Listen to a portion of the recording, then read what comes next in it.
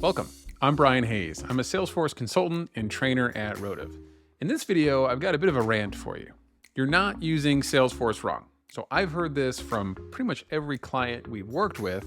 They're concerned that they're not using Salesforce in the right way and they're not getting as much value out of the system as they could.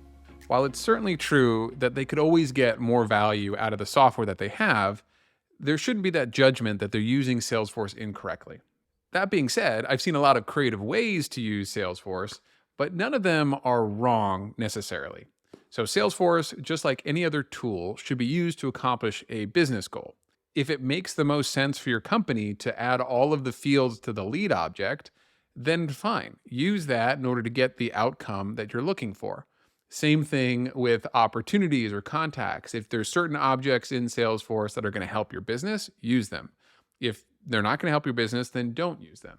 So when it comes to technical experts or consultants, oftentimes they'll say that there's a right way to accomplish some goal within Salesforce or to use a feature or to set it up.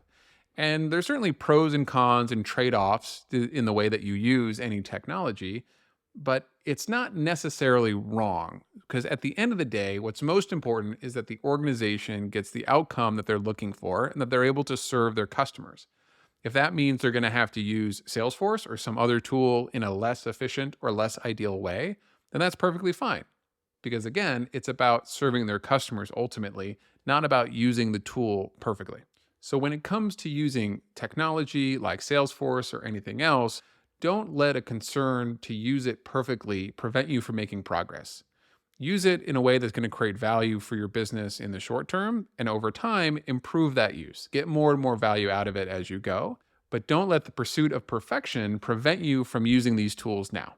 So if you're looking for some extra help on how to use these tools better, certainly take a look at our YouTube videos or our courses, but don't let that stop you from getting started.